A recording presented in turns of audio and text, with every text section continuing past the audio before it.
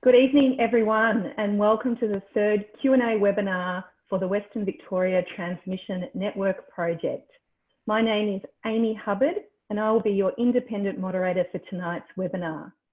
My role tonight is to assist you to pose your questions to our panel members, for us to get through as many questions as possible in the 2 hours, and really to keep us on time and on track. But before we commence our webinar, I would like to take the time to acknowledge the traditional custodians of the various lands where we are located today and the Aboriginal and Torres Strait Islander people participating in this webinar. I pay my respects to elders past, present and emerging, and recognise and celebrate the diversity of Aboriginal peoples and their ongoing cultures and connections to the lands and waters of Australia. So tonight I'll be joined by a panel of experts from the project team to answer your questions. And shortly I'll ask each of our panelists to introduce themselves and their role on the project. For those of you who have attended one of these webinars previously, welcome back. And for those who are attending for the first time, welcome, and we really hope you find tonight's session informative. Just an update on the evolving COVID-19 situation in Victoria. Our team had planned to be in the same office tonight to facilitate this webinar, but with the reintroduction of the restrictions in metropolitan Melbourne, each of us are in our own homes tonight. So we apologise in advance if we have any connection issues or other surprises. Please be patient, we'll work through this together. So tonight's agenda is simple. We'll have a short presentation on the project. We'll have a Q&A process to answer as many questions as our time permits. We'll finish up right on 8 o'clock. You're welcome to stay for a short time or for the duration of the webinar. When leaving the webinar, you'll be automatically directed to an evaluation survey. We really encourage you to take the time and let us know about your experience tonight. So just in terms of housekeeping, all microphones are to be muted except panelists to reduce background noise and distractions. These sessions are being recorded and will be consolidated and shared via the project website. Questions can be asked via the questions and answers tool in the tab of the middle of your screen or via the project email info@wvtnp.com.au. Please write your question as succinctly as possible and include your name and area if you wish this to be read out. And the questions that we don't get through today will be uploaded to the website with a response and where possible asked at the next session. Just to note, any offensive language included in questions will not be read out, and the panel members will answer the questions the best they can, or they may take the questions on notice to be answered at a later date. So in terms of to aid in the structuring of tonight, we will, as the questions come in, we will be clustering them into some of the key topics that have come through the two previous webinars and through general engagement and communications around the project. So we'll cluster them around the following themes. So we've got route selection and project background, infrastructure, bushfire and health, visual impacts, compensation and community benefit, community engagement, and then any other issues or questions that you come up with tonight. So, and I think that's probably enough from me. I would like to hand over now to each of tonight's panelists to introduce themselves and the role on the project. So I'll start with you, Francisco. Good evening, everyone. My name is Francisco Vizcaino, and I am the project director for the Western Victoria Transmission Network project. And over to you, Tara. Good evening, everyone. My name's Tara Horsnell. I'm the Planning and Environment Lead for AusNet Services. And Ashley. Good evening, everybody. My name is Ash Clifton, and I'm the Project Development Manager for the Western Victoria Transmission Network project. And Paul. Yes, hi everyone. My name's Paul Ower, and I'm the Land and Easement Assembly Lead for the Western Vic project. Thank you. And last but not least, Dennis. Hi everyone, I'm Dennis McCrone, the Integration Manager for the Western Vic project. Thanks everyone, and thank you for being here tonight. So now I would like to invite Francisco to provide us with a welcome and talk us through the project. So thanks, Francisco.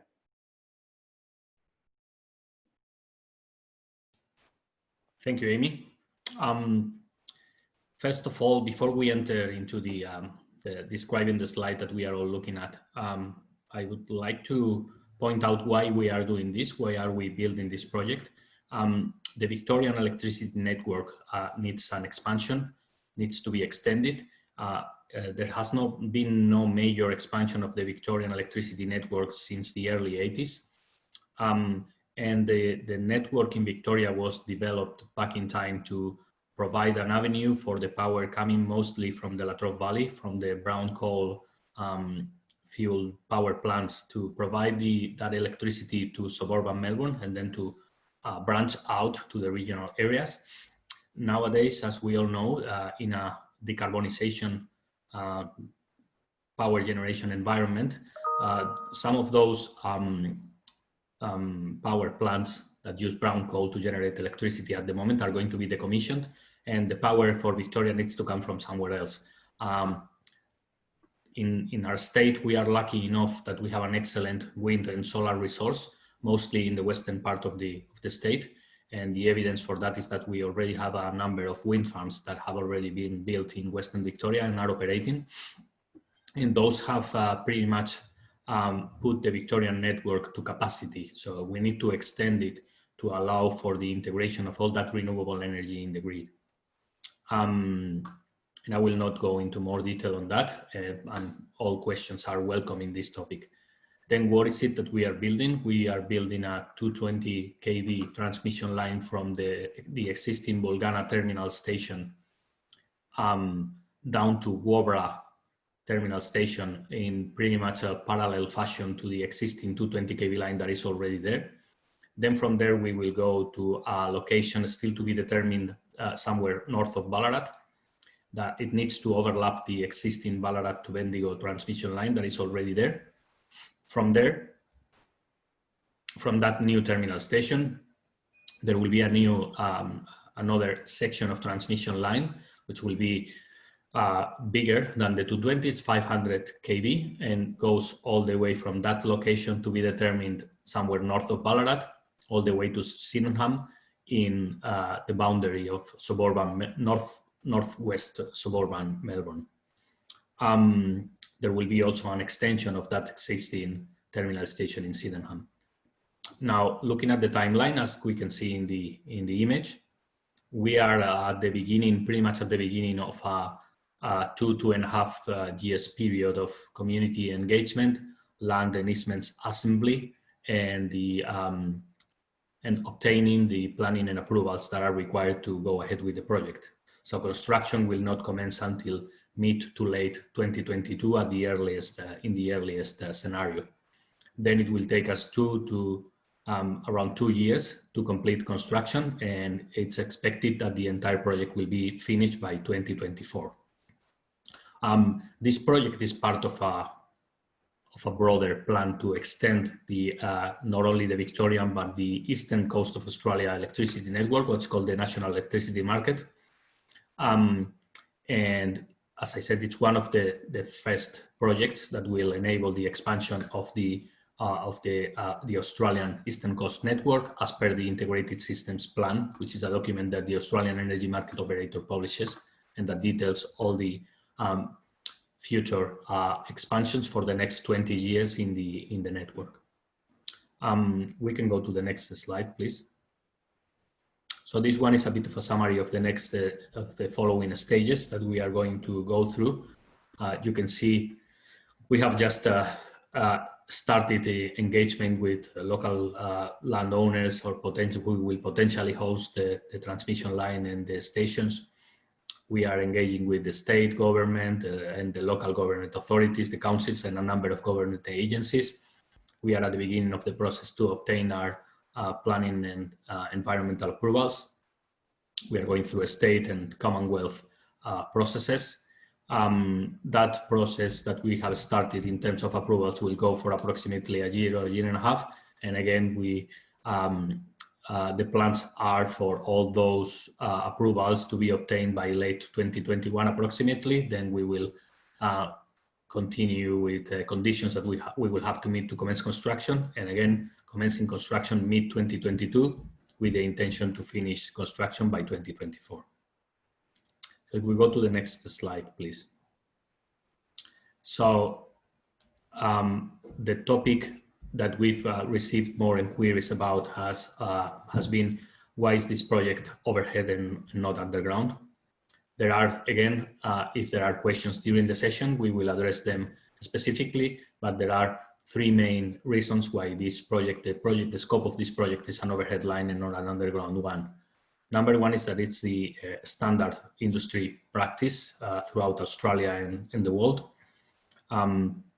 There are no instances in Australia of any sections of 500 kV transmission lines being built underground.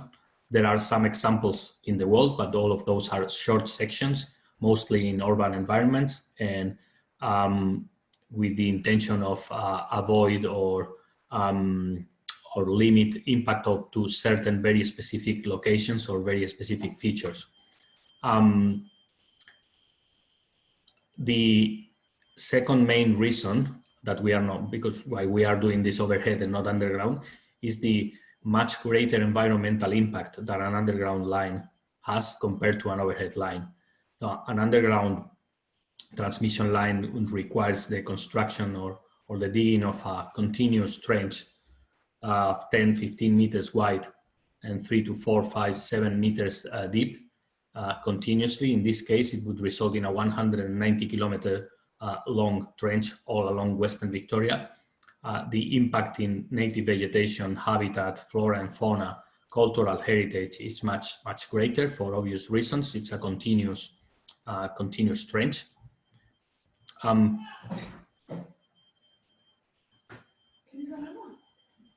Sorry, but the fire alarm, the smoke alarm went off in my house.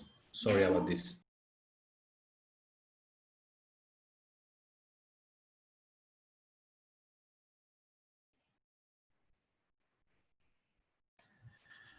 Sorry about that. Sounds like it wasn't anything serious. So where was I? Yeah. So the environmental impact of an underground line would be much greater. Again, for obvious reasons, we'll show a photo later on. And the third main reason is about cost. So the cost of an underground line would be around an order of magnitude greater than the overhead line, and the economically sustainable solution, given this is not a private project, it's a project that will be funded by the consumer, the electricity consumers, households and businesses in Victoria in their electricity bills. The economically sustainable and reasonable approach would be the efficient solution, which is an overhead line. If we go to the next slide, please. So this is an example of the footprint, the construction footprint of an underground line. This is an example of a project, a 375 kV project in Germany. You can see it's not only the trench itself, it's also all the footprint or all the construction areas, laydown areas and tracks that need to be built in order to dig the trench where the cables end up being located. Also, it's not only the cables, it's also the joint pits that need to be built every 500 or 600 meters of cables in order to join the different cable sections. Those are the size of a medium swimming pool. And again, for a 190 kilometer line, we would have something like 500 of those. So those would also have a very, very significant impact. Also, those need to be accessed, need to be dewatered, need permanent access roads to be able to access them. So again, I will not go into more detail than that, but it's obvious that the environmental impact is much greater. Next slide, please. So I went onto Google Earth to try to find some examples of similar 500 kV towers to the ones that we are going to be building for the Western Vic project. This is an example of an existing section near Cressy in Western Victoria. This is taken from a distance of 300 meters. Then the next one, please, 500 meters, and the next one is from 1 kilometer. So this is how it looks like to look at a 500 kV transmission line with the almost identical towers to the ones that we are going to build from 1 kilometer distance. The next one shows a terminal station once built and before it's screened with some vegetation around it. So the landscaping had not been completed when this photo was taken. And this is how it will look like for the one that we intend to build in a location to be determined north of Ballarat. Next slide, please. This is some people in the previous sessions were asking about examples of the structures that we would be building. This is an example of a 220 kV tower. And again, this is pretty much identical to the ones that we will be building between the Volcana terminal station and somewhere north of Ballarat. You see it's a slim structure. This photo is taken from approximately 80 meters from the base of the tower, and it's in Laverton North in Western Melbourne, suburban Melbourne. The next one, please. This is an aerial photo of our existing 500 kV transmission line in, again, Western Victoria between Teesdale and Inverlake. And the intention of this photo was to show that the agricultural activities do not stop under a transmission line. Maybe, Paul, do you want to elaborate on this slide, maybe? Yeah, thanks, Francisco. Hopefully everyone can hear me. You'll see there obviously the cropping lines in the paddocks there. You'll notice that the towers are positioned along the boundary of a property. Obviously, we try to push towards the edge as far as we possibly can on tidal boundaries. That's not always feasible. Titles aren't always in a grid pattern as such, but where we can, we try to minimise impact by sticking across the side. As you'll see, as I said, the cropping lines there are actually right up and around the towers, and it shows obviously that the harvesting, etc., can proceed right around that location. Thank you, Paul. Also, we can see the vegetation screening. Tara, do you want to talk on that, please? Tara, please. Yeah, thanks. Yeah, sorry, Francisco. I was just trying to unmute myself. So yeah, you can see here that there is some vegetation just adjacent to the transmission line. So in some instances, that can screen the transmission line from other vantage points. So one thing that we'll be looking at in the landscape and visual impact assessment is impacts from dwellings looking onto the transmission line. So in examples like this, screening along property boundaries can help to soften the visual impact. We also look at visual impacts from other public places as well as part of the assessment. But using topography and existing trees or landscaping and any other barriers that stand between the transmission line and viewpoints can help to soften the visual impacts. Thank you, Tara. Obviously, we are showing this because there were significant concerns about the possibility to continue farming or continuing agricultural practices in the vicinity of transmission lines. We wanted to show that this is something that is happening. And we wanted to provide with an existing example of a specific location in the existing transmission network where it's happening. Next slide, please. Again, this is the closest one that I could get from Google Earth of a 500 kV tower. This is very similar, if not identical, to the ones that we will be building. And this is taken from a distance of approximately 100 meters from the base. Again, this is near Shelford in Western Victoria. Next one, please. Okay, there were several comments and questions in the previous sessions about the health impacts of living in the proximity of transmission lines. So I I went again into Google Earth, which is a very handy tool, and I took this screenshot of the Listerfield area in southeastern Melbourne, where there's a corridor which is approximately 200-meter wide that hosts 7 transmission lines. So the blue line is a 66 or 266 lines. The purple ones are 220s, and the orange ones are 500s. And Dennis, do you want to comment on the proximity of dwellings to existing lines and other examples of this in suburban Melbourne? Dennis, you're mute. Sorry, I'm having some trouble with my internet. Okay, I'll take it then. What we were trying to show here, there are some dwellings here that are in as close as 25 to 30 meters to the actual conductor, to the actual wire conducting electricity. Yep. Dennis, do you want to? Yeah, sure. So this particular line that you're looking at here is one of the main lines that comes from the Latrobe Valley, where all the coal-fired generators are, and feeds into Rowville, where it's one of the main switching hubs that supply a large portion of Melbourne.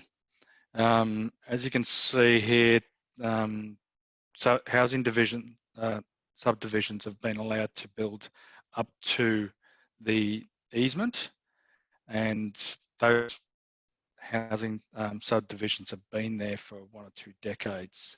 There is other situations across Melbourne where they've been there for well over 50 years and so forth. So they are only allowed to exist there because they can convince the planning authorities of the safe nature of living close to power lines.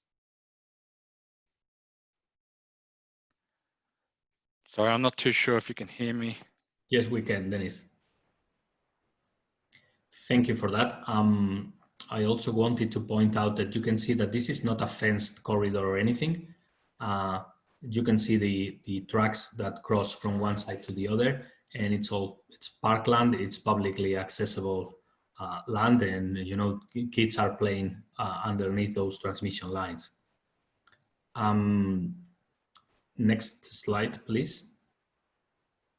So we wanted to finish the presentation by showing the area of interest. So again, from Bolgana to Wobra, given that we are building our transmission line next parallel and adjacent to the existing one, the area of interest is narrower because we have a pretty good idea of where it would go. Then from Wobra, the area of interest widens, given we still need to purchase or negotiate the location of the terminal station that we are going to build. That blue line that goes from Ballarat terminal station north is the existing transmission line, and the terminal station needs to be located on top of that transmission line. Then continuing eastwards, we need to go from the transmission from the location north of Ballarat all the way to the existing Sydenham terminal station, and the shape of the area of interest is also kind of constrained because we have the state forest at the north, and we have some urban areas over there as well that we are avoiding. So that's the reason for that shape of the area of interest. And next, I think that's the last slide, if I remember correctly, Amy. That's right. So back to me. But first of all, thank you, Francisco and team, for the presentation. Lots of information there. And also, Francisco, I'm really relieved at how cool, calm and collected you were when that fire alarm went off. I would not have been that as cool, calm and collected. But, they're the sorts of surprises that you have working from home. So now we're going to move into the QA part of this evening's webinar. And as I mentioned earlier, we are clustering the questions that are coming in around key themes.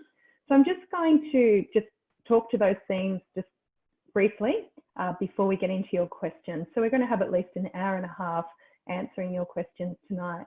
So we've got route selection, infrastructure, bushfire and health risks, visual impact, compensation and community benefits, and community engagement. So we are going to we'll start at the top, so route selection, and move down in that order. We may at times have to finish one of the themes and move to the next, just because we do have a set time tonight and we want to get through as many of the themes and the questions as possible. But I do want to reiterate that other questions coming in that we don't have a chance to answer, we will answer them after this session. So without further ado, I am going to move to the questions. So the first question tonight comes from F. Simpson. And so welcome, F. Simpson. And the question has been submitted to us via email. So the question is, it has been reported that the project is a fixed price contract. Is this true? If so, is that the basis on which you intend to decide the route, i.e. the most direct, quickest, nastiest route? So Francisco, I'm going to hand the first question over to you. Thanks. Yeah, so obviously it's not the shortest, it's not the nastiest, it's not like that at all. I'm not going to enter into commercial considerations about what the contract looks like, but we have obligations to stick to comply with legislation, to comply with the environmental effects statement that we need to comply with. And our intention is to consult with the community and with the potentially affected landowners, and that's why we are here, to obtain as many inputs and as much feedback as we can, so we can minimize the impact on people's lands and livelihoods. It would be very easy for us to draw a straight line, and we wouldn't be, if we were going to do that, we wouldn't be here today.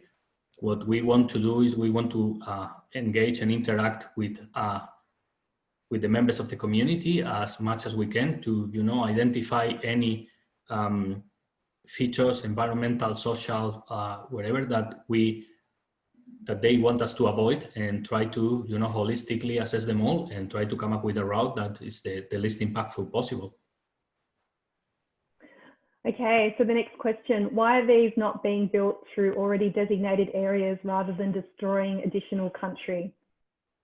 Well, as I was describing before, there is in the section between the Bolgana terminal station and the Wobra terminal station, we are planning to build the transmission line adjacent and parallel to the existing one to minimize the visual impact. That's best practice. When you build a new transmission line, you try to build it next to the existing one and maintaining the stepping. So building the new towers next to the existing ones.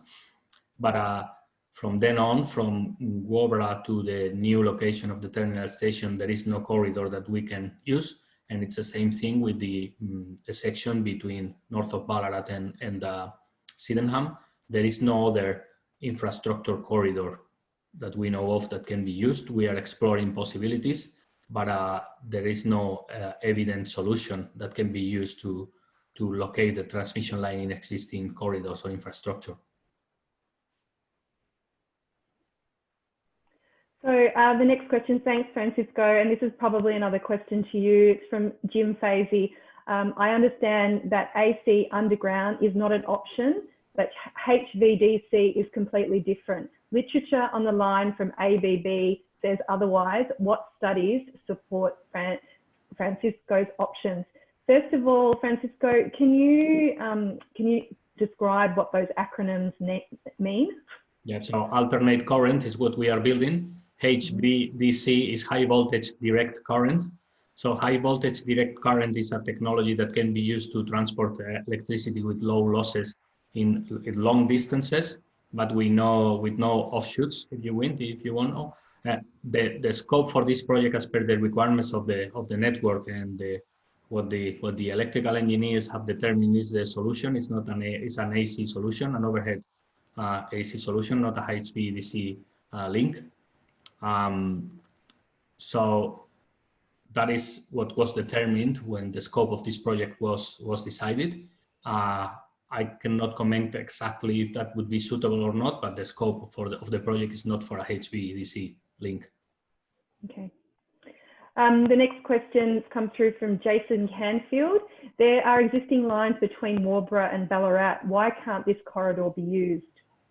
Between Waubra and Ballarat, because there is no room in the Ballarat terminal station to locate the new assets that need to be built. Okay. Moving down the question list. So this is an email, and it's come from the office of Stuart Grimley MP, member for Western Victoria. What's the lifespan of the project? It's understood to be 25 years for each easement. Dennis, may I pass this question to you, if that's okay? Yeah, sure. So the useful life of the transmission assets is in the order of well over 50 years. The length of time that the assets will be used is determined by the network planner, and that's AEMO.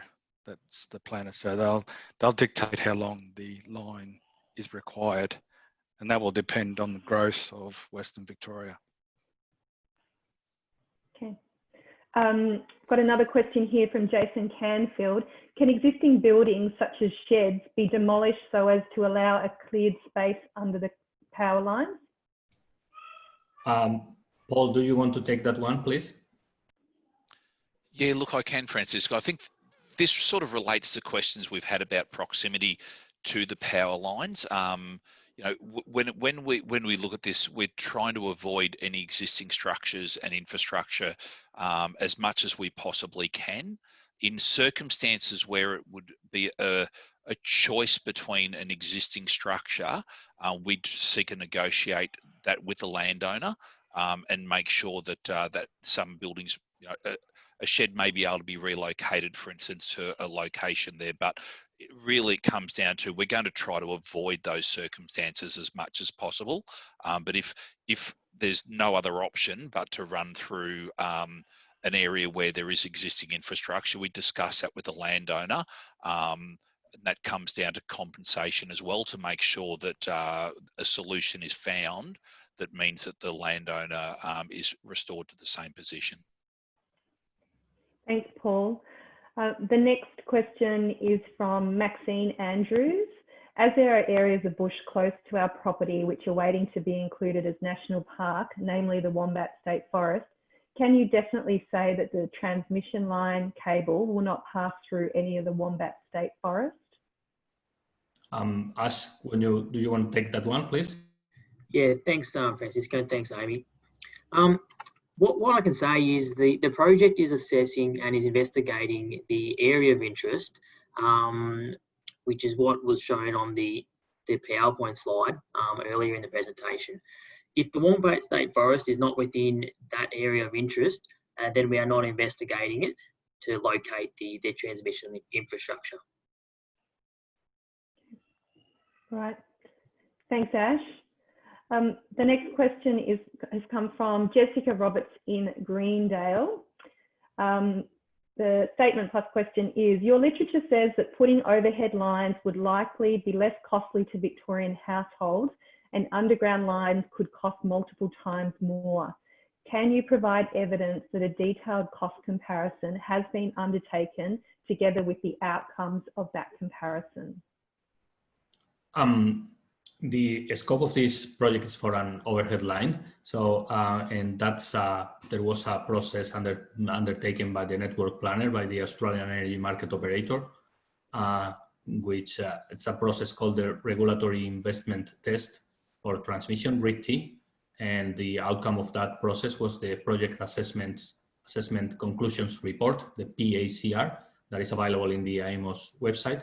And that's where the assessment was made. What I can say is that independent sources that we have consulted indicate that the cost of a transmission line, an underground transmission line, between 4 and 14 times the cost of an overhead line.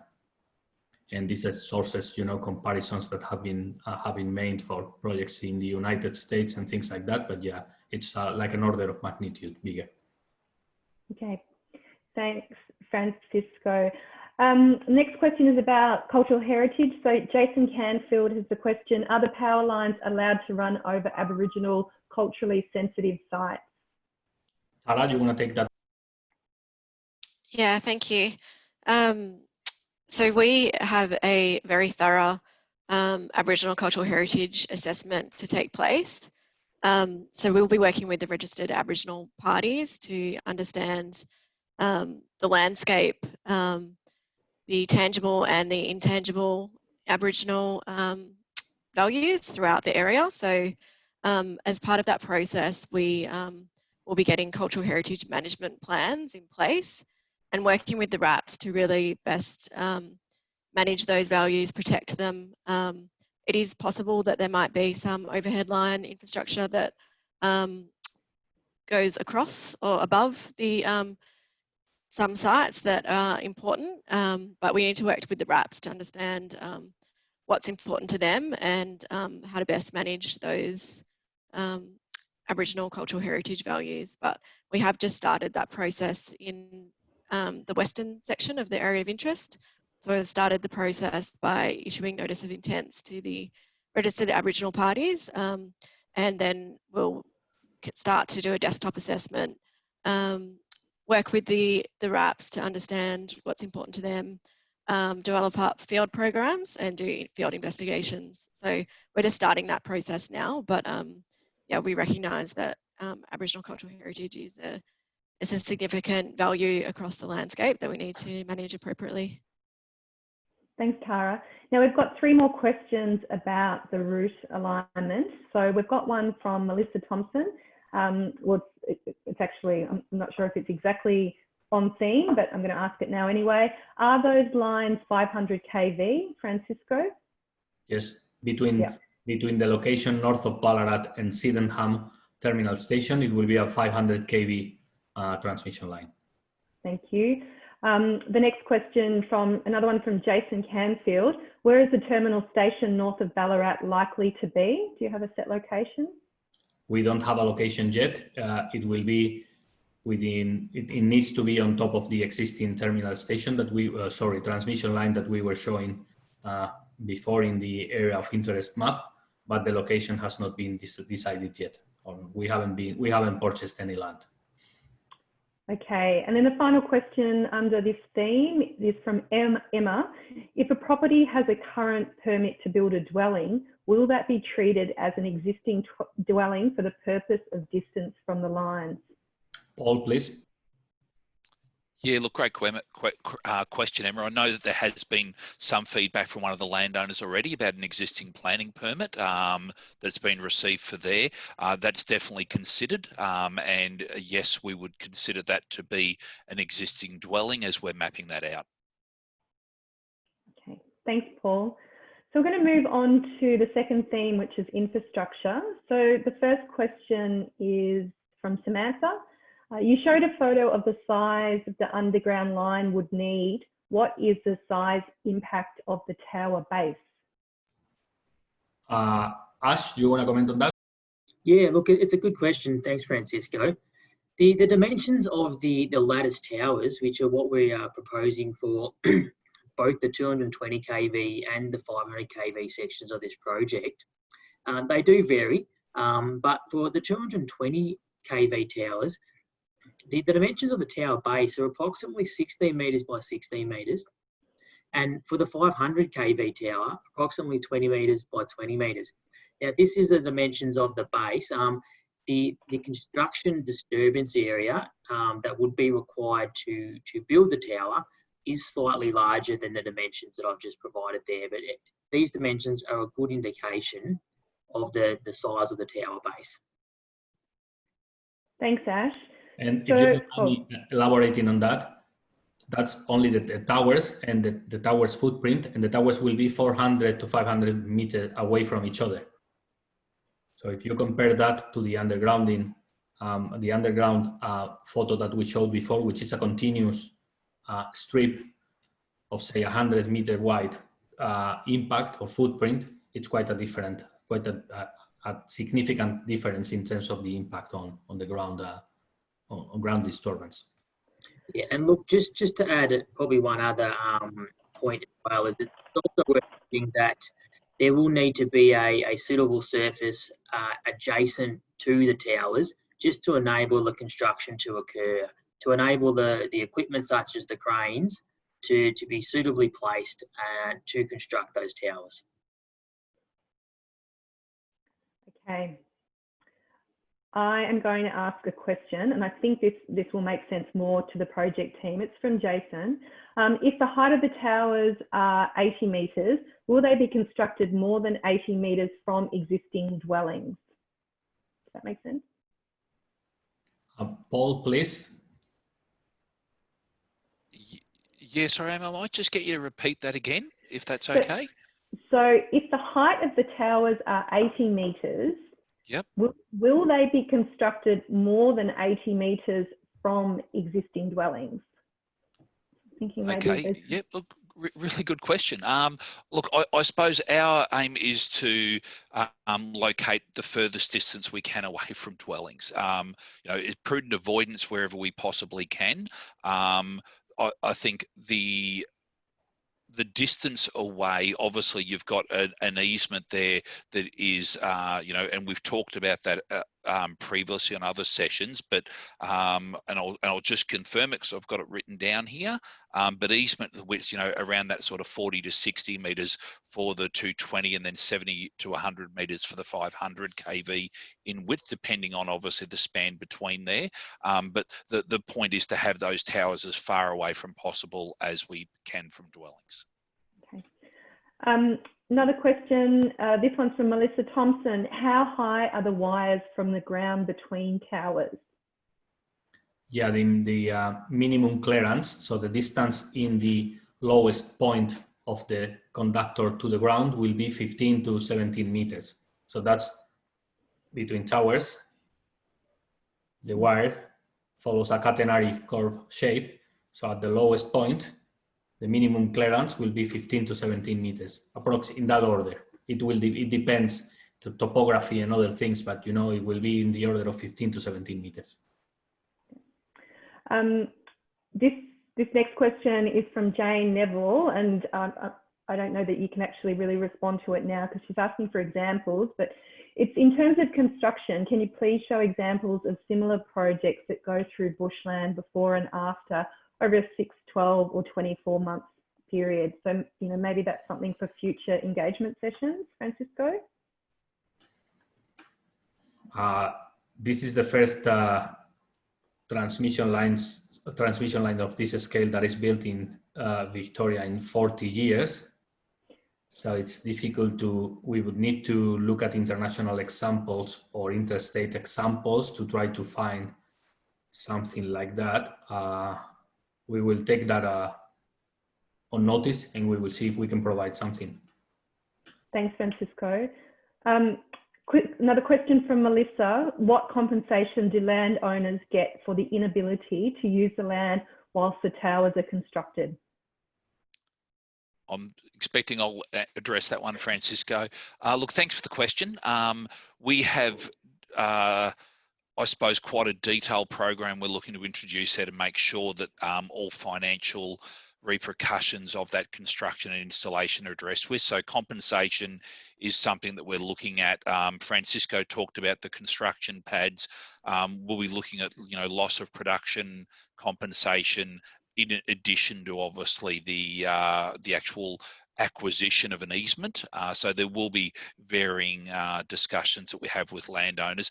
Our goal is to once again make sure that landowners are no worse off financially at the end of the project. So we will be compensating where a requirement is there to acquire an easement, and ensuring that if there is loss of land use during construction, that we are compensating landowners for that. And we do have a valuer that will be assessing that.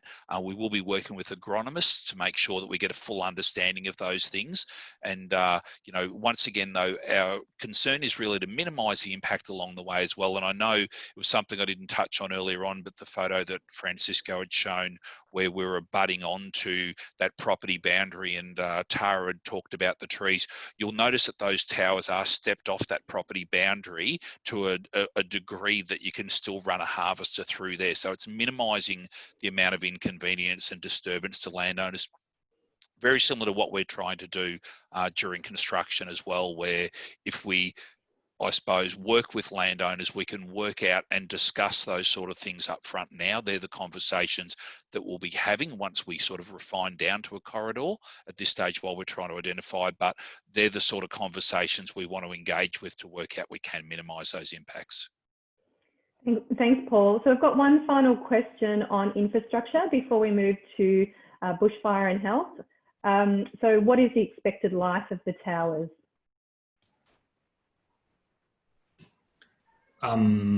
The design period, I think the towers are designed for 100-year life.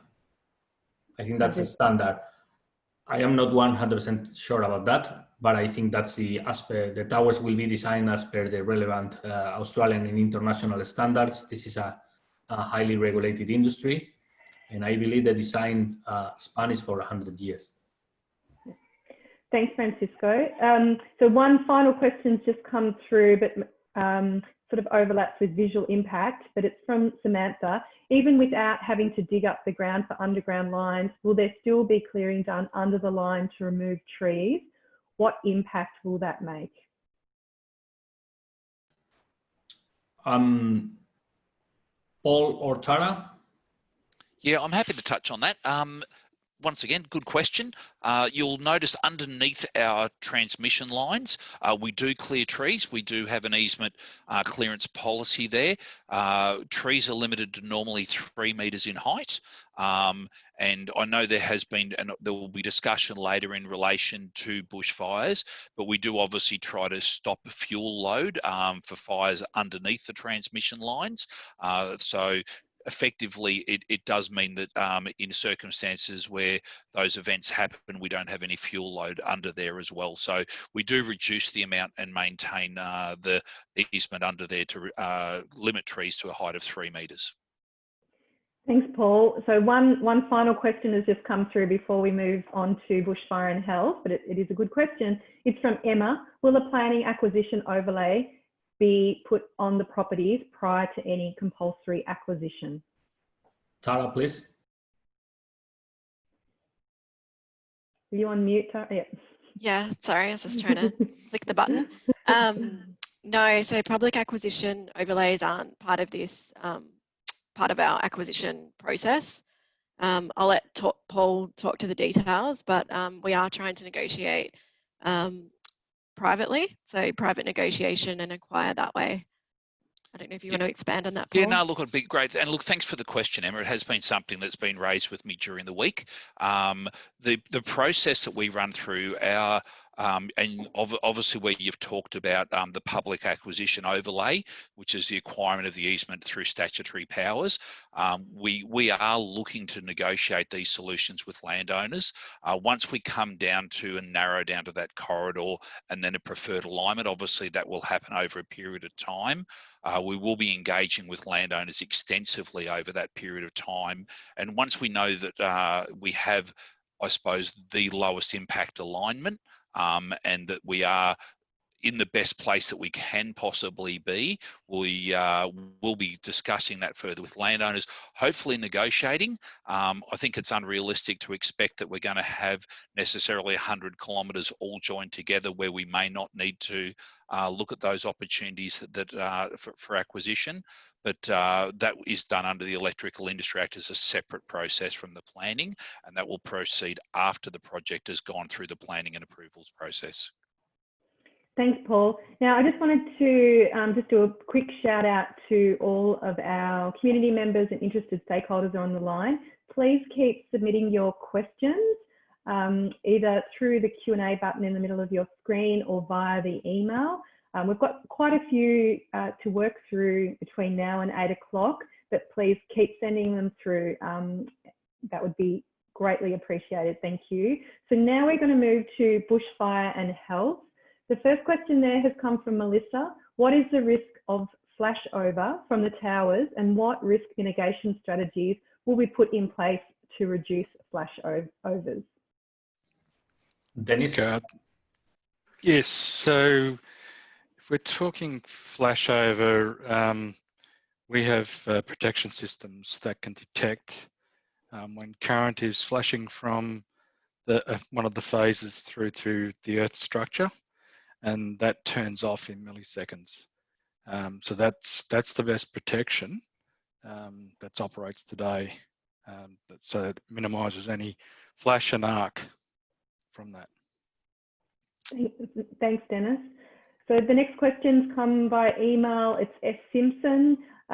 In regard to safety, if the towers are up to 80 metres plus high, the siting must be at a distance where no structure on the ground would be impacted in the event of towers and or cables coming down, as they have in South Australia and other places. Is this a principle in the project design? Paul, please. Yes. Okay. Thanks, Paul. Again, another question from S. Simpson. Do you seriously expect us to believe that 500,000 volts, 500 kV, travelling near our homes is safe?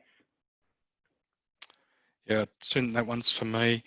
Yeah, so like 500 kV is a very dangerous voltage, and when you're in close proximity to it, yes, it is dangerous. But that's the main reason why they're on 85 metre towers. They're kept away from the ground, and as Francisco said, they're a minimum of 15 metres off the ground. In terms of EMF, what the EMF, what a Panzer classes as harmful exposure to EMF is around about 2,000 milligas, milligas being the measurement for EMF.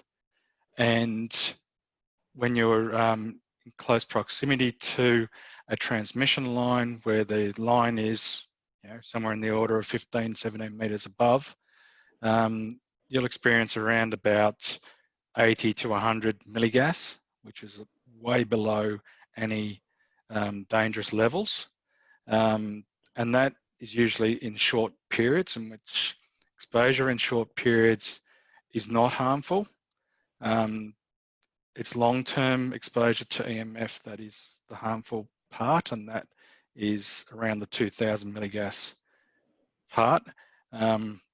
What we do know is that standing at the front of your house when you're 100 metres away from a tower line, such as a 500 kV line, you are at risk of more exposure to EMF from your electric blanket that you're sleeping on, which has measurements of around 20 milligas, which is a long-term exposure. So, and I'm not saying that that is harmful, it's not.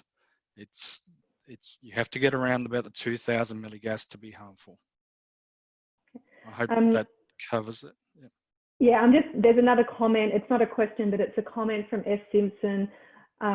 They've just stated that reports from the UK electricity industry EMF unit public information line available online confirm that the reported relative risk to human health of electromagnetic fields is still statistically significant. So it's just a comment there. Dennis, did you want to comment on that comment, or would you? I can move on.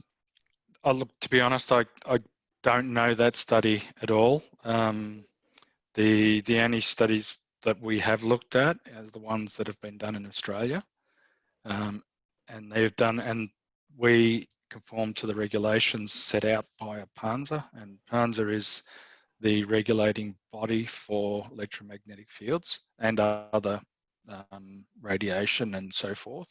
And our transmission lines being extremely heavily regulated comply with all of those. And I think if you saw the imagery that you see where housing estates are built up to transmission lines, and people live and work there and have done for generations, that demonstrates that, and I'm not saying that I'm an expert in the field, but that shows from experts who have allowed for that to occur, and no noticeable difference or issue from that.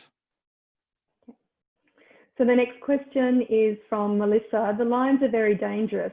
How can farmers work closely with livestock underneath every day? So they short-term or short duration effect from EMF is not harmful. It's long-term duration. Passing in and out underneath transmission lines won't be harmful to you. It's only long-term. So if a linesman, for instance, happened to be working on the power lines, they can't stay up there for days on end. That would be harmful because the EMF would be up above the 2000 milliGauss. So livestock and people are living in close proximity to tower lines as we speak, and that's evident throughout the suburban area. Thanks, Dennis. The next question is from Samantha, and it has to do with the impact on children. What are your plans about the schools that are in the zone, and can you give us an answer about health impacts on our children who will now have to spend hours per day in close proximity to your lines? Well, we don't generally build power lines over the top of schools. We wouldn't have it. The easement itself would prevent that from happening, and we don't allow dwellings any closer than the regulations state. So it goes hand in hand. I mean, children going to school and around, and it might be a tower line 100 metres or so away is the same as someone living next to the easements where children are playing in the backyard and so forth. They're not allowed, we wouldn't be allowed to allow that to happen if the EMF was dangerous from that point. So it's about the distance from the line. Okay. So I think in your response to Melissa's question, which was the question before, you mentioned, you referred to a short duration, and I think yes. Melissa just would like some clarification about how you define what short duration actually is. So short duration would be, hours, not days. Yeah. Okay. So working and so forth for 10 hours of a day or something like that wouldn't be an issue unless you're working up very close to that power line. We've got another question from Melissa. What is the risk of flashover from the towers, and what risk mitigation strategies will be put in place to reduce flashovers? Yeah, thanks. I think we had this from another person as well. Look, the protection systems in place can detect when electricity is trying to flash over between the conductor through to the earth structure, and it'll operate within milliseconds. So it'll instantly go off. It'll go straight to lockout. Yeah. Okay, we've got some questions from Anne. So the first question from Anne, what safety measures are you implementing to avoid lightning strikes to both towers and wires? So all our towers have earthing. Every tower is earthed, and we have an aerial earth that runs on the towers. That attracts the lightning before the lightning gets the conductors, and that is more to protect the conductors than anything else. The thing again, if it does hit the conductors, then the protection systems will operate. It'll register the overcurrent, which the lightning will cause, and it will trip off. Next question from Anne. Will the electrical halo from the wires affect my electric fencing? That really depends on proximity, because there is induction from transmission lines and indeed lines out in the front of your street. If they're travelling for long linear lengths, there is induction that's created from that. The induction would have to be very close. Your electric fence would need to be within 10 metres of the conductor, and when the conductor is 15, 17 metres above the ground, that would be highly unlikely that it would get close enough. Okay, so the third question from Anne. What measures are you implementing to avoid another event like the 6 times Casey or Cassie towers, which collapsed in February this year? Yeah, so that was the Cressy Tower, or the towers near Cressy. Okay. Yeah, so currently doing investigations on those towers as to why. We do know that the weather event there, Victoria hadn't seen that before. I don't know the technical terms for it, but it was a downward force of wind that was applied, and similar to type of a tornado or something like that. What the engineers are now doing is determining what caused that event, why one of the towers collapsed and pulled the others down, and then that feeds into future designs. So that will then strengthen the other designs going forward. Thanks, Dennis. A question from Emma. Can you comment on the several studies that have shown in repeated instances that children growing up in close proximity to high voltage power lines have a high incidence of leukemia? I couldn't comment on that. I don't know of those studies that suggest that. I know that there's a lot of literature around that suggests that, but APANSA, who are the governing body on that, don't talk to that in terms of, they don't highlight that as one of the risks. And if you don't mind me adding to that one, the key is close proximity. The design parameters that we are building towards and the heavy regulation that we have to stick to would not allow us to build any line that would end up being in close proximity of anyone, and definitively not for a long period of time. Let's remember all that EMF, it's about proximity and exposure, so the duration of the exposure.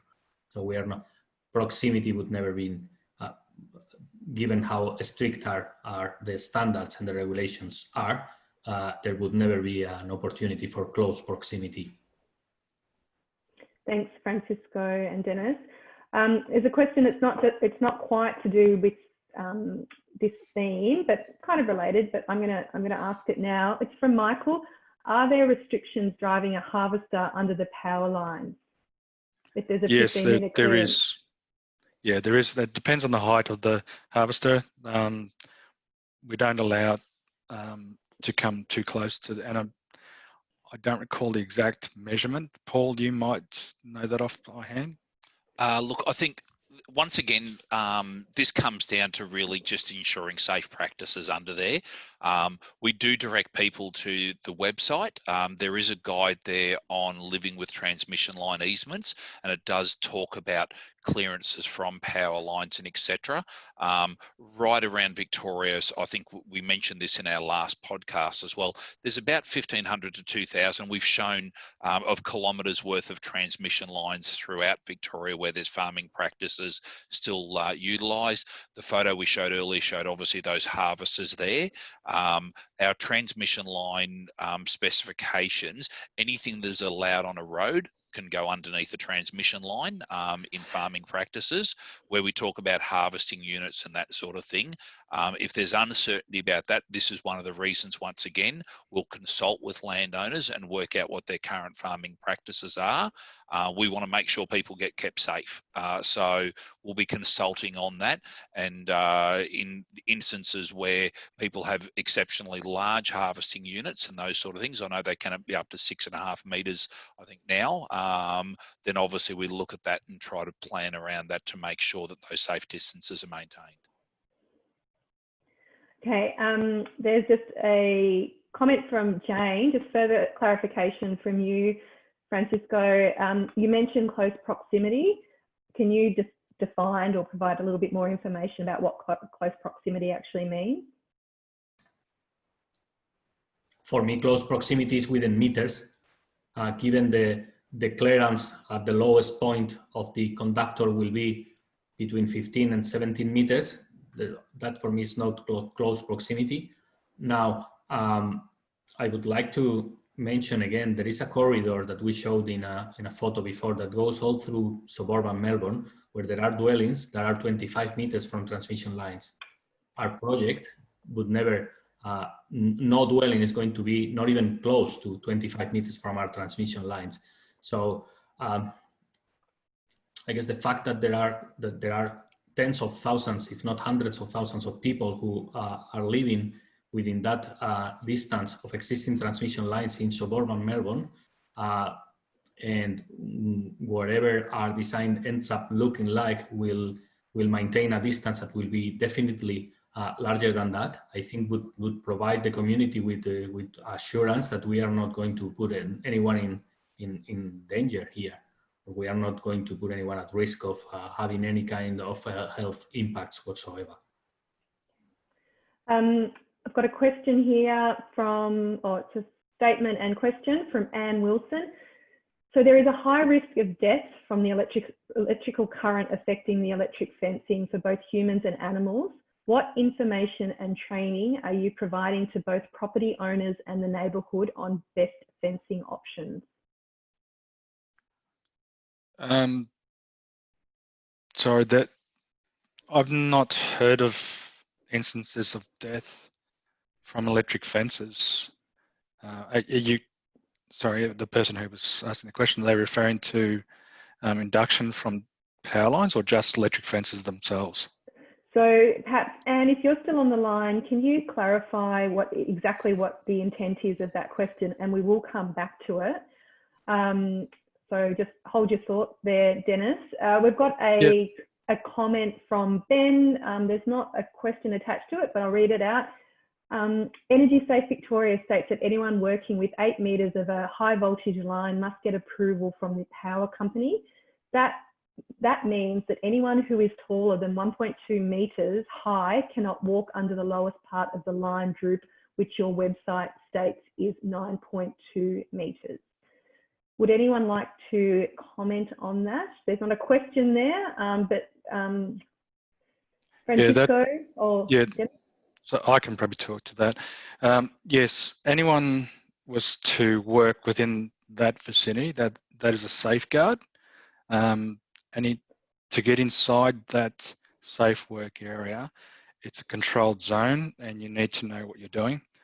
So linesmen, for instance, are trained on movements and so forth, because the closer you get, obviously you've got more chance of coming into contact with the conductors, and they are hazardous. And that's what that guideline's for. Remembering the lowest point of the conductor is going to be 15 meters. So someone 2 meters tall is going to be 13 meters from that conductor. Thanks, Dennis. Anne hasn't made an additional comment about clarifying that question, so we will move on. I may come back to it if it comes through. This question is from Jane Neville. Can you please comment on the stress that this project is placing on the Creswick community, which is faced with 2 possible lines, both of which impact significantly on a range of properties, bushland and farmland? The extended period before we know the chosen route is not going to help with mitigating the stress. Why didn't AEMO get this sorted during their stakeholder consultations? Back to you, Francisco. Or Dennis?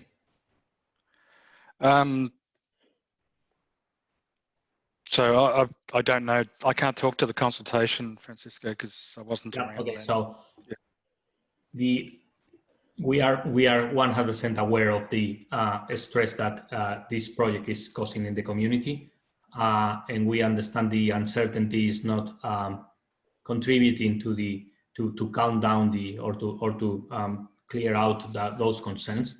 So that's why we are very interested in obtaining as much information as we can from the community and the landowners, and trying to negotiate access to people's lands so we can obtain the information that we need to be able to define the route. I don't know, Ash, do you want to comment on that? Ash, are you on mute? Oh, yeah. Sorry, yeah, just unmuted then. Yeah, look, just as you said, Francisco, we are aware of the concern in a number of these communities.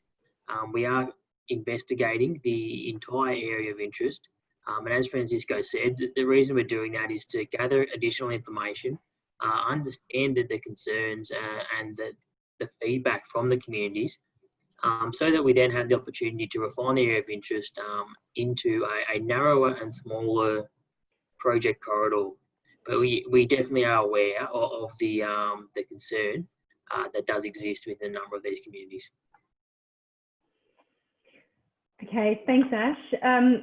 We've now moved through 3 of the themes. So we've got visual impact, compensation and community benefit, and community engagement to go.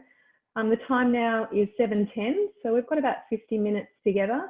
A call out to the community members and stakeholders that are participating in this webinar, please send those questions through. But at this stage, we'll be moving forward with those themes: visual impact, compensation and community benefit, and community engagement. So the first question, so Tara, are you unmuting yourself? Because you might be answering a few of these questions. And thanks Dennis, for answering many of those questions in the previous theme. So the first question is from Michael. Will the design consider new tower structure designs? Maybe this won't be for you, Tara. Consider new tower structure designs such as guide structures used in Brazil, South Africa, with lower visible impact, and will the design options be open to tender? So it may not be you. I can comment on guide structures. The problem with guide structures is that they have a much larger footprint, and those guys may pose a safety risk and may require fencing around them, and are not considered at the moment. Okay. Thanks, Francisco. The next question is from Jason. Will you compensate for devaluing of a property if towers are to be constructed on it? I think that one sits with me, and the simple answer is yes.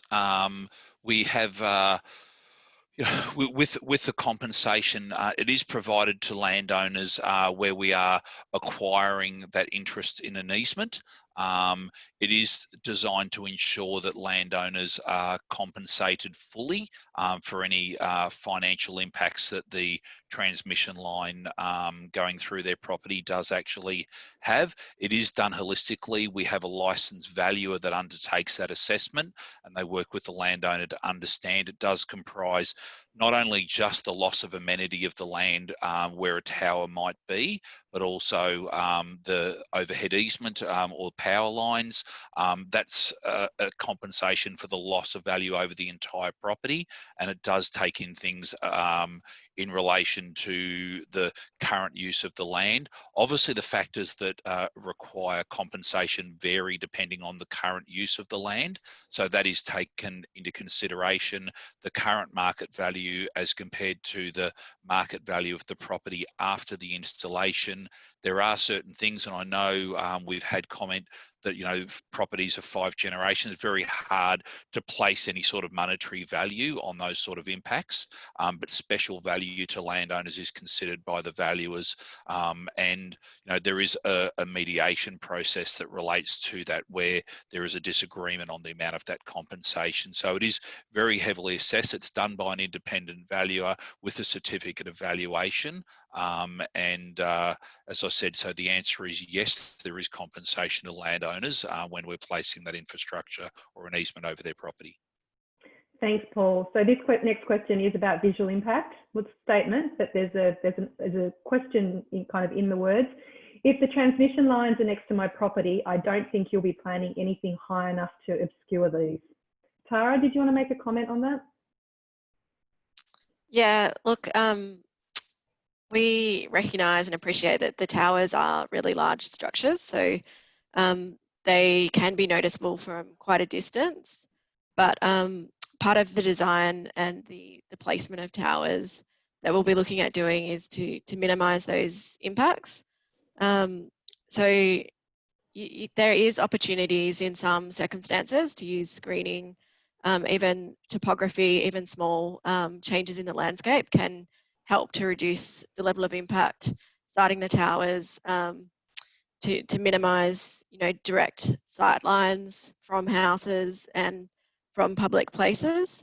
There are some opportunities, but there will also be some unavoidable impacts, but we are going through the process of understanding visual impacts across the landscape, and we'll continue to get into more detail into those studies as the design develops, and we can get into more detailed assessment. But initially, it's about finding a location that's where we can place the towers to minimise those types of impacts.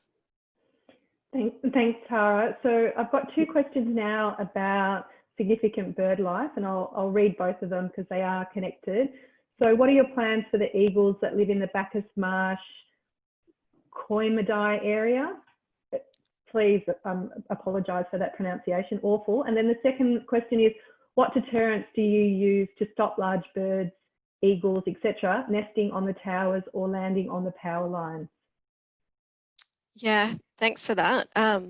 So we are aware across the area of interest that there's some significant eagle habitat, wedge-tailed eagles across the area. So we have looked at other assessments, other projects such as wind farms and impacts associated with bird strikes.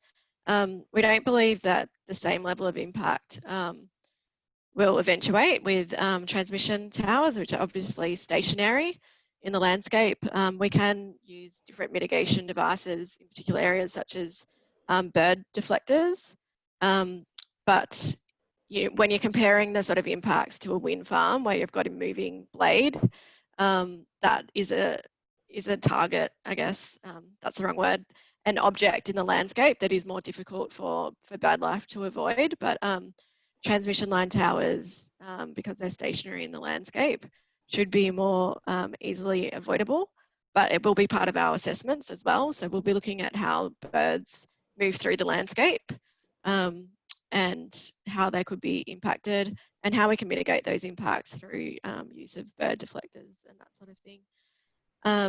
In terms of roosting, there is different things that you can do. You can put some artificial kind of habitat in adjacent areas. There might be some trees nearby, and you can put some sort of artificial roosting habitat there, a box or something, to encourage bird life to those areas. I think that's proven to be successful on other projects previously, but as we get into the assessments, they're the sort of things that that we'll be looking at once we actually have a design that we can assess a bit more closely and in a bit more detail.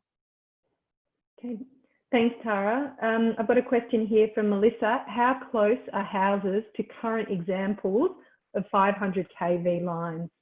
So, Francisco, is that one for you? Or I could answer that, Francisco. Okay. Thanks, Go Paul. ahead. Oh. No, that's okay. You'll see there that in the circumstances we're in, obviously where we're coming through built environments, our goal is to stay as prudently as far away from the existing houses as we are. In those examples where you're seeing 500 kV, people can build their house up into the boundary of the easement. Obviously within certain limitations of that, so heights and etc. are still restricted, but those examples you're seeing there, people's property boundaries are butt up to the edge of the easement. In some circumstances their backyards will actually overlap with those easements. Our approach here is that where we've got existing properties, or as Emma rightfully pointed out earlier, planning permits where people have approved dwellings, our goal is to try to obviously locate the infrastructure the best distance we can from any of those. Okay, thanks, I guess Paul. if you don't mind me adding to this point, the examples that we were showing before about houses in close proximity to transmission lines in suburban Melbourne, in many instances, the houses were built after the easement was already there and the transmission line was already there. In our case, if a house is there, we will do our best to build in much greater distance from what we can see in those examples in suburban Melbourne, where you can measure it in Google Earth. Some of those are 40 meters from the conductors. Okay, we've finished up on visual impact. There's one question that's come through, but it's more related with compensation to do with visual impact. But Anne Wilson has provided clarification. So Dennis, this question is for you. I'm going to go back to Anne's original question, which was, so there is a high risk of death from the electrical current affecting the electric fencing for both humans and animals. What information and training are you providing to both property owners and the neighbourhood on best fencing options? And Anne's come back with, thank you, Anne, for clarifying. Re-electrical fencing, induction from both earthing of towers and lines along with the halo effect would impact on my steel and electric wire fencing. My property is surrounded by towers on 3 sides and within 100 metres of a proposed tower, but am outside the community being consulted. So within 100 metres of tower line, you shouldn't be getting any induction through to your fences. The electric field doesn't go out that far in terms of that would induct into steel work. So we don't have any instances that we're aware of in Victoria. I don't know about other states, but we don't have any instances where induction has gone into a fence and harmed someone. Okay. That's I'm afraid we don't have that knowledge, And it's not happened in Victoria in our network anyway. And as part of the design, there will be studies undertaken to determine the risk of induction in parallel running infrastructure to the line, which is where most of the risk is. And Dennis, correct me if I'm wrong. Yes, that's right. Yeah. But there will be studies undertaken as part of the transmission line design to determine whether a risk exists to cause those inducted fields in existing linear infrastructure, and measures will be taken to minimize that risk if it exists. That's right. Thanks. And we have somewhere in the order of 13,000 towers across Victoria, with most of it in farming land and so forth, with fences running alongside the tower line easements. And in fact, farmers use the easement for farming as well. I'll say it again, we don't have any instances of someone being electrocuted as a result of that.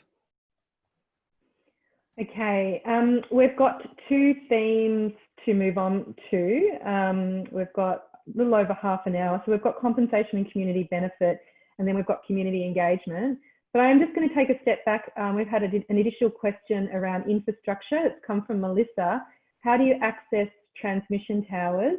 Do you cut fences and put in gates? Who'd like to answer that one?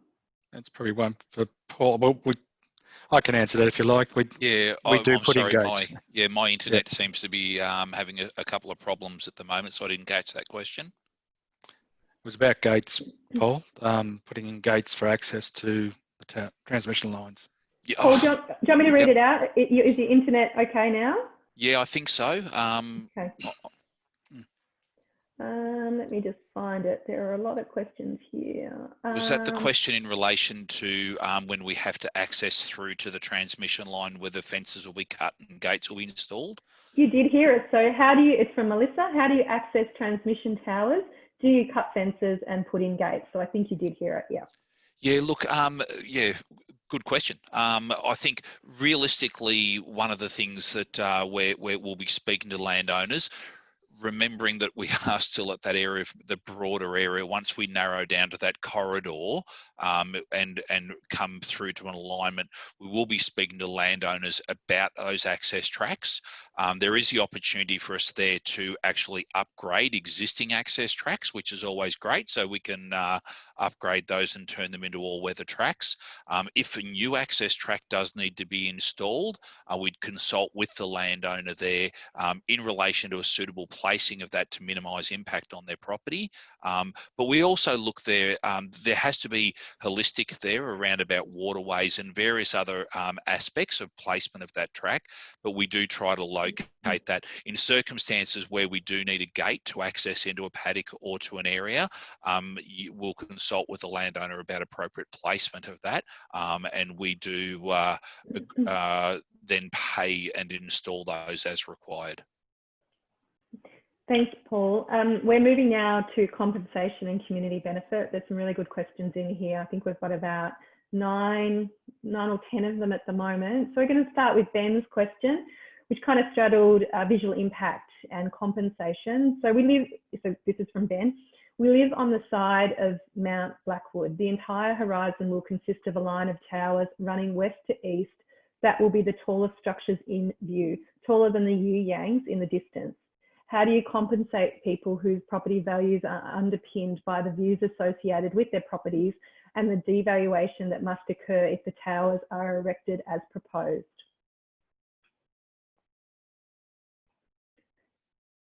Is that you, Paul? Yeah, I'd suspect so. Look, the compensation that we pay and payments to landowners are directly associated with the acquisition of an easement or an interest over their property, and that is basically how it is paid. So, in relation to those properties that are outside of the easement corridor, those, as Tara has touched on, the opportunities to try to minimise those impacts as much as we can. But when we talk about those payments, they are associated with the direct acquisition of an interest such as an easement. Thanks, Paul. So the next question is from Emma. Does compensation take into account loss of future value, i.e. loss of future development or subdivision potential?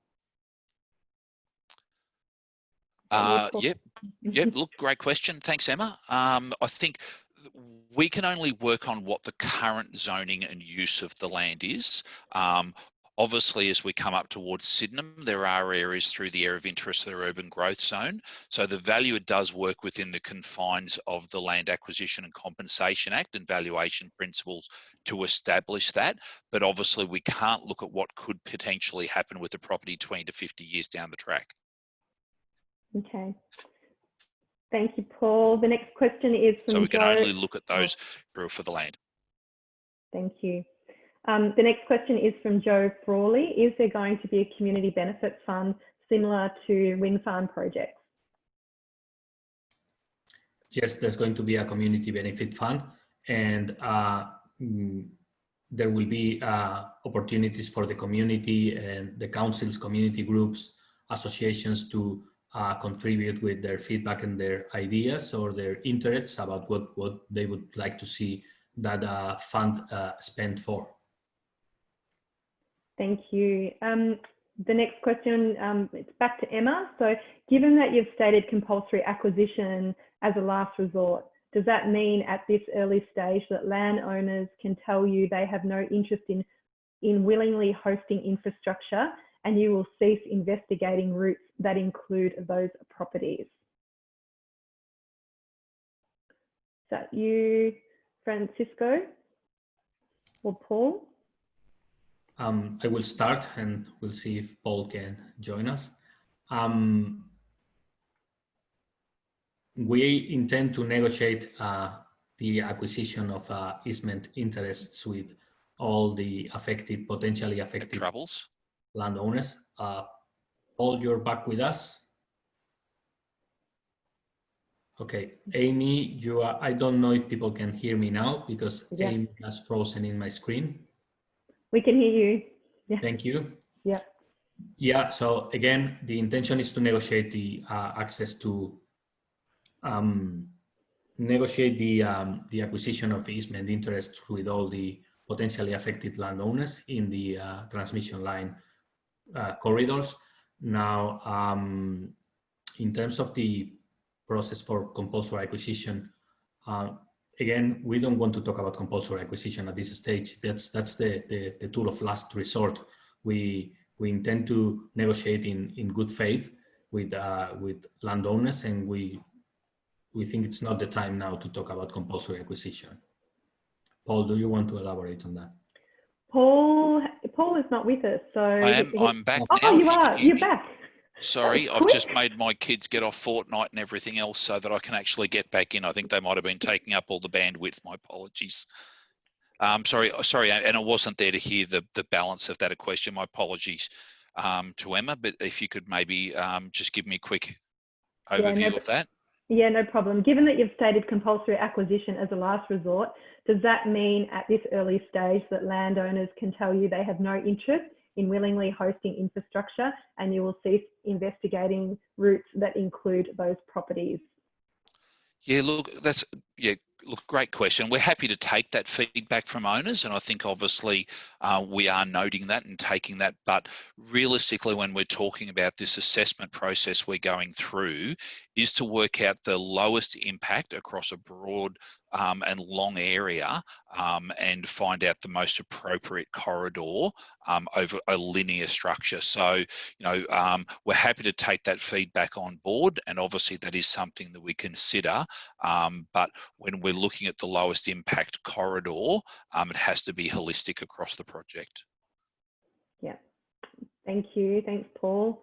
Hope your kids are okay in there, being kicked off their game. The next question, who pays for the independent valuation of the easement? We pay for all costs associated with the assessment, negotiation, and registration of easements, etc., including evaluations that can go to a secondary valuation if the landowner would like to have their own assessment done. In areas where we're then obviously in negotiations with landowner about that, we cover all costs. As I said, the purpose here is to ensure that landowners are no worse off financially at the end of this. So we do ensure that we want that compensation to be seen to be fair and reasonable, and to ensure that it covers all of the landowners' financial burden. So we've got a question here from another one from S. Simpson. What about compensation for neighbours of landowners who host towers for loss of value? And this has been touched on, but is that you, Paul? Yeah, look, and I think as we've discussed there, the payment that we do make out to landowners is directly related to the acquisition of an easement or an interest on their property. So that's where the acquisition is occurring. Thanks, Paul. Question here from Anonymous. Can you please advise if AusNet has commenced or has requested access to commence soil testing on specific properties? And if so, please advise the specific areas of testing or proposed testing? I can answer that, Francisco. The answer is no, we haven't. We are currently doing some surveying work up on the far western end where we're, I suppose, marking out existing towers where we've said we'd like to be on that Warborough to Bulgana section. So we are doing some surveying work out there, but there are no soil testings in place at the moment. Thanks, Paul. The next question, it's another one from Samantha. Does having lines or towers on your land have an impact on your insurance? Do you compensate for that? Is that you, Paul? I can't say that insurance is my specialty area, but I wasn't aware that that had any impact. But it's not an area that I specialise in, I can't really comment. Okay, we'll take that one on board. So we've got another question from Emma. If you are bound by the Land Acquisition and Compensation Act, recompensation, why are you not bound to Section 5, which states a planning acquisition overlay is required? We have touched on that, but further clarification for Emma, please. Yes, and I think as we've sort of said, our goal being to negotiate these positions as much as what we possibly can. We'll look at the need to acquire easements in that fashion after we've come through that process and come through the planning process and we have an approved project. Okay. All right, just another call out for any final questions around compensation, community benefit or community engagement. At this stage, we've got about 4 questions left. It's 7:34, so we're finishing up in 26 minutes. I'm sure we could answer a couple more questions. So the next one is from Jane Neville. Statement and some questions. Obviously, the contract was for the provision for overhead transmission line. That decision was AEMO's. Also, it is clear that the short-term costs are significantly higher for underground versus overhead. However, it has been demonstrated that longer term, the benefits economically and environmentally are higher than overhead transmission lines. As has been previously requested, can we have AEMO on the panel to provide their reasoning? Also, can we please have examples of projects that go through bushland? this has been previously requested. That's from Jane Neville. Who is best to respond to that one? We will pass on that request. And in terms of, what was exactly he was asking for, photos of the impact of the construction of an overhead line on bush. Is that on bushland? Is that right? Is that right? Yeah, so examples of projects where they go through bushland, and James made a note that this has previously been requested. So is that a possibility? Yeah, we will see what we can find. Yes. Okay. We'll take that on notice and we'll see what we can find. And on that request about panel members, we will pass on that request. Okay. Thanks, Francisco. We are now going to move to community engagement. So it's the final theme of the evening. So our first question is from F. Simpson. It said, Ashley Clifton stated at the last meeting, Ashley, you're in the hot seat, we have sent out 60,000 postcards within the area of interest to all people in the area. When was this done? How is that our neighbourhood in Balan, Bunding and Gordon seem to have no knowledge of this? So Ash, do you want to comment on that? Yeah, thanks, Amy. And yeah, look, that's correct. I did mention during one of the previous sessions that we had sent out a number of postcards to landowners and areas within the area of interest. It was in the order of around 60,000. They were sent out a number of weeks ago, and we are hopeful that majority or all of those postcards found their way to the intended destinations.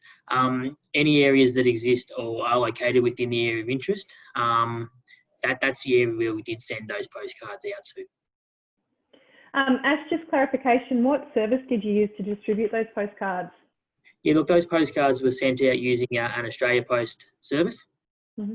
Okay. We do understand that due to the current COVID circumstances, there are some delays in mail services to some areas, particularly in regional communities. So look, we do apologise for that if that has occurred, but we have sent out, as I said, a large number of postcards to residents within the area of interest. Okay, thanks, Ash. So I've got another question from Emma. How have you selected which landowners have received letters up to this point? That's from Emma in Balan. Yeah, look, I'll answer that one as well. Thanks, Amy.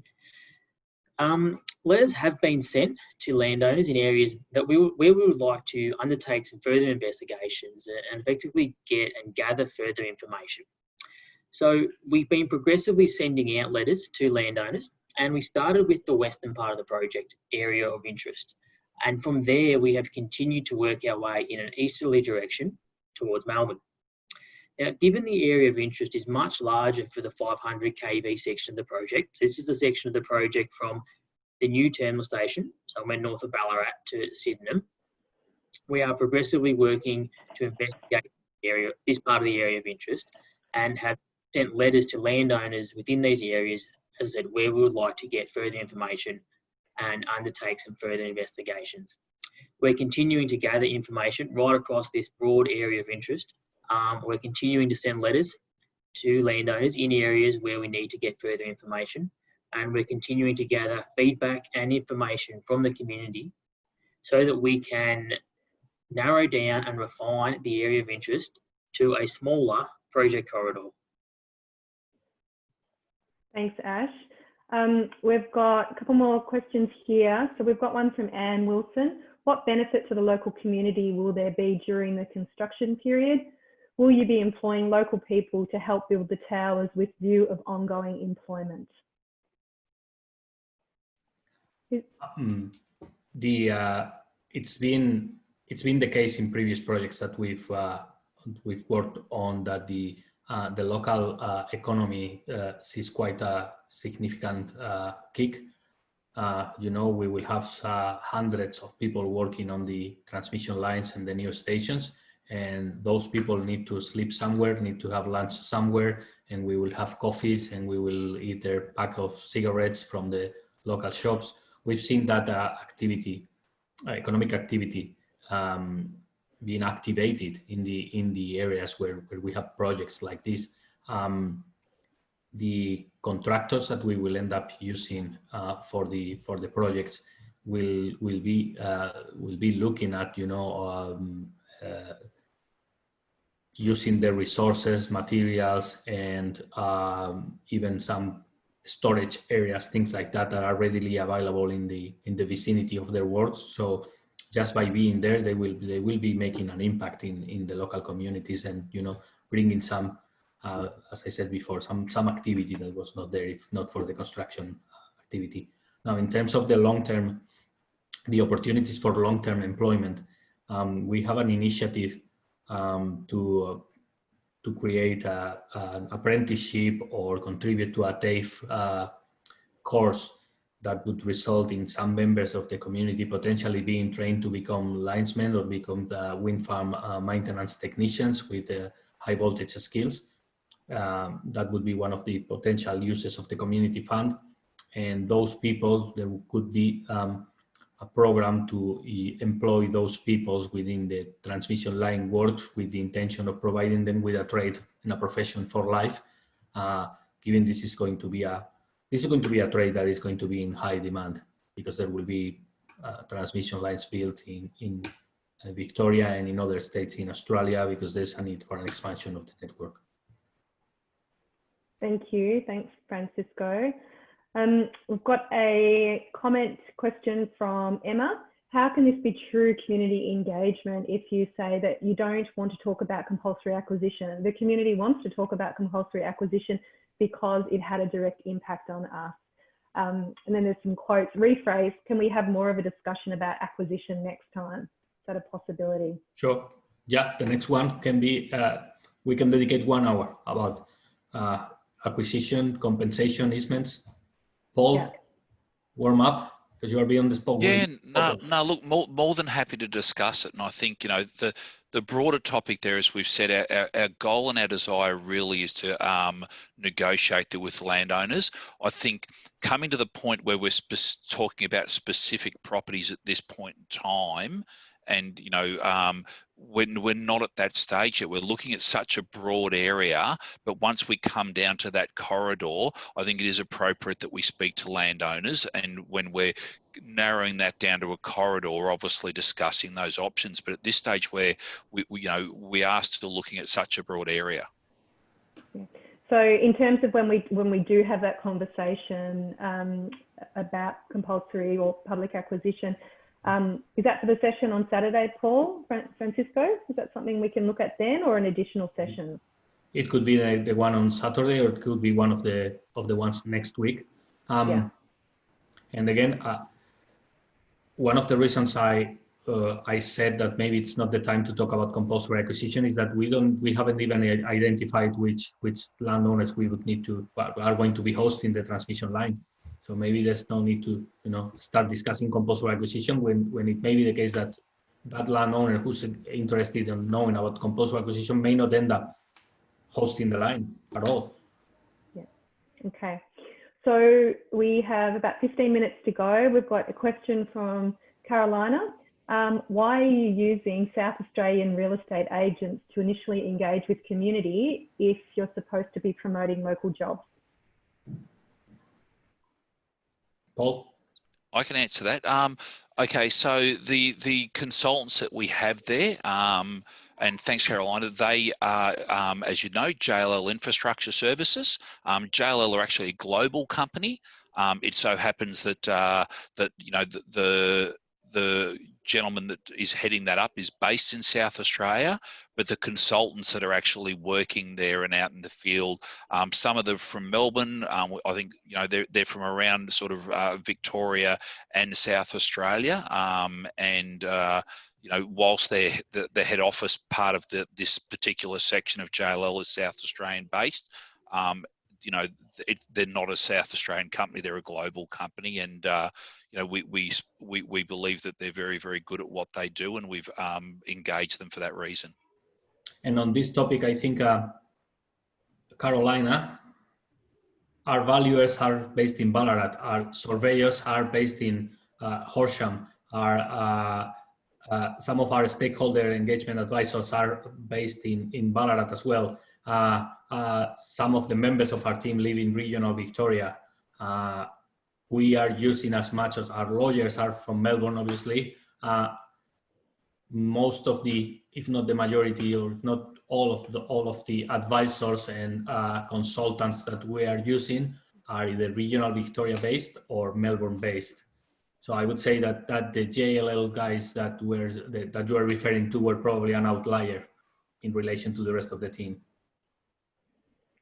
Okay, thank you. So the next question from Anonymous. AusNet has directly contacted farmers along a designated route in Creswick North. Surely proper community engagement would be contacting adjoining landowners as well.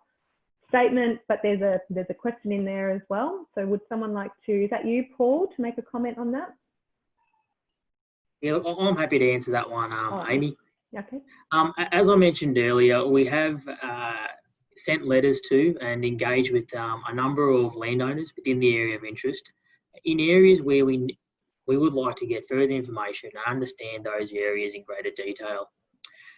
We are looking to engage with everyone within the area of interest, and we're doing that by a number of different engagement methods. We have the online web mapping tool, which allows the community and landowners to provide information about specific locations and specific points of interest that are important to the community or exist within the landscape. So our intention has always been and is to engage with everyone within the entire area of interest as we work to refine that area and narrow it down to a project corridor. Okay, thanks, Ash. So this is from Anonymous as well. Why is AusNet not using the Community Benefit Fund toward using alternate longer routes or to go underground to avoid sensitive areas? Because we are talking about an order of magnitude difference in cost. So the community fund would need to be 10 times the budget to allow for that. Okay. So another question from Anonymous. I'm sure Anonymous is quite a few people, not just one anonymous person, but are you obligated to protect a region's views and so place towers where they will not impact scenic lookouts of significant views from major thoroughfares or communities? Yeah, I'll take that one. Thanks, Amy. So yeah, the landscape and visual impact assessment does consider landscapes that are protected in planning schemes. So there'll be overlays that protect significant landscapes. So it's definitely part of the considerations, and it will form part of an environmental impact assessment, which covers a number of areas, including historic heritage, ecology, a bushfire assessment, agricultural, land use. It's quite a number of assessments that we'll be completing over the course of the next 12 months. So the landscape and visual impact assessment is a critical one though, and it will be put to government as well for their views. And ultimately it needs to be, we need to demonstrate that we've done everything we can to avoid and minimise impacts, and that the level of impact, the residual impact after we've put all those measures in place are acceptable on balance, and the community benefit basically from the project on balance. So it's a net community benefit. Thanks, Tara. Got another question from our friend Anonymous. When the proposed line between Marlborough and Ballarat area of interest has been narrowed, will it be put up for public viewing before entering into negotiations with landowners? Yeah, look, I'm happy to answer this one, Amy. Yes, as we work to refine the area of interest down to the narrower project corridor, we will be seeking to share that information and share that refined area with the community as we and once we reach that point in the project. Thanks, Ash. We've got a statement and a question from Anne. So the economic community benefit you talk of will only be short term if you are only using local services for the period of construction.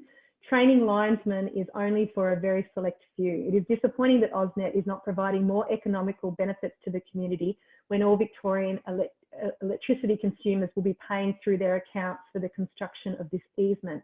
Why can't we get a discount on our accounts for the visual inconvenience of having these towers near our properties?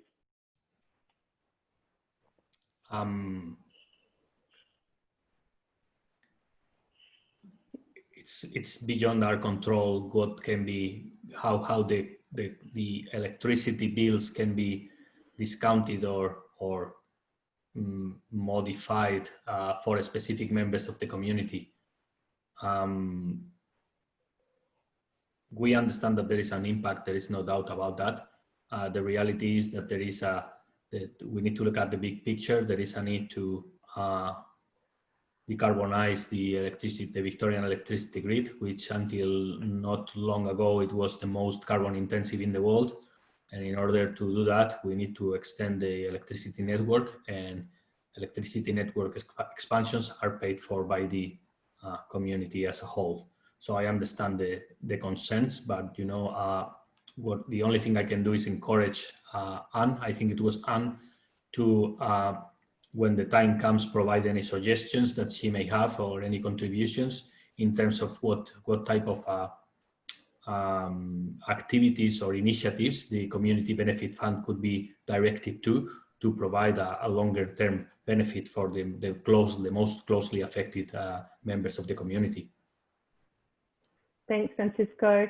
From Anonymous, who oversees AusNet to ensure they meet the requirements of the contract and public engagement? AusNet Services was engaged by the Australian energy market operator to deliver this project. So I guess that answers the question. Okay. Carolina has got a question. We're sort of taking a step back. Promoting local job means in our regional community, not an international company, or even in Melbourne. Who are the valuers in Ballarat? Well, at the end of the day, we will need to engage contractors to complete this work. Those resources may not be locally available because that's a highly specialized skill. Paul, do you want to contribute on this? In relation to our general engagement of contractors, you mean, Francisco? I saw that you were unmuting, so I thought you wanted to say something. I did. I think the kids must be back on their game. My apologies. Sorry, Francisco. I think, are you talking generally about our policy of contract engagement, or specifically in relation to the valuers from Ballarat? I think you want to talk about the valuers. Yeah, I don't think there's been an announcement around that contract at this stage, but I'm happy to respond to Carolina separately from that, if that's okay. Or we could. Yeah, we can respond. We can respond after the fact. But when? Oh, well, do you want to respond now, Paul, or later? When is that information going to be publicly available? I believe there's pending announcements on that. Okay. So we'll wait for the pending announcement, but that's something that we'll address in future forums. So we've got two. Also, in terms of international companies, we are AusNet Services. We are the Victorian Electricity Network. We've been around under different denominations since 1918. So we are Victorian to the core. We are as Victorian as the Great Ocean Road. Yeah, I think if we were referencing JLL there, there's very, very few companies that specialise in the particular services that they provide, and we did speak to a lot, and we've deemed them that we believe that they're the best in the field for this role. They were also involved in the Central Highlands water projects through this area, so I think the area was well known to them around the Creswick area and through there. So they had done quite extensive work within the area of interest, and that was one of the purposes for selecting them as well. We think that they're very, very good at what they do. Okay, we've got two final questions. They're about community engagement. So Ash, you might be in the hot seat. From Anonymous, can the community and stakeholders have access to all questions raised by the community? Yeah, look, thanks, Amy. It is my understanding that we'll be providing information relating to these sessions on the project website in due course. Okay, and then Ben's just asked, where is the information located? So he said, you've mentioned that all questions from these sessions will be posted on your website and answered. Where is the information located? Do you know exactly where that's located, Ash? Can you describe for us? Yeah, it will take some time to transcribe or to write down all the questions, consolidating them, because we don't see much value on a direct transcription. So there will be some consolidation that will happen, and it's quite a task to put all those questions and answers together. But the final product will be uploaded to the website at the end of the cycle of community engagement sessions. Yeah, and look, just to add as well, we will ensure that when we put this information up on the project website, it will be easy to identify and easily accessed. Yeah. Okay, so I think that is it for the Q&A part of this evening's webinar. We've got 4 minutes. I just wanted to say a big thank you for all our panelists. It's not an easy task answering question after question, and it's also not hard for, it's very difficult for our participants and our panelists sitting in front of a computer screen and being engaged for 2 hours. So thank you for everyone who has linked in and connected with the webinar tonight, because you know, in different circumstances we would be with you in a face-to-face setting. So just a couple of closing remarks. As you know, the session has been recorded and will be consolidated and shared via the website. And the questions that we don't get through today, and there are only a handful, there might have only been 5 or so, will be uploaded, as Ash said, when we go through all the questions that come out of the 6 sessions that we're hosting. They'll be up there for public consumption. So our next session is on Saturday, and I'll be moderating that session as well. It's from 10 a.m. to noon, so 12 o'clock, another 2-hour session. And as per a request, we will look at acquisition. We will talk to acquisition more than we have in previous sessions. And if you've got questions that you come up with tonight or tomorrow, anytime before or during our session on Saturday, please send them through. The email's up on the screen at the moment, and you know, the more questions, the better for us. So please send them through. I'd like to say thank you again for your active participation tonight. I'm sure many of you will tune in again on Saturday and sessions next week. But have a good night, and we'll see you soon. Thanks a lot.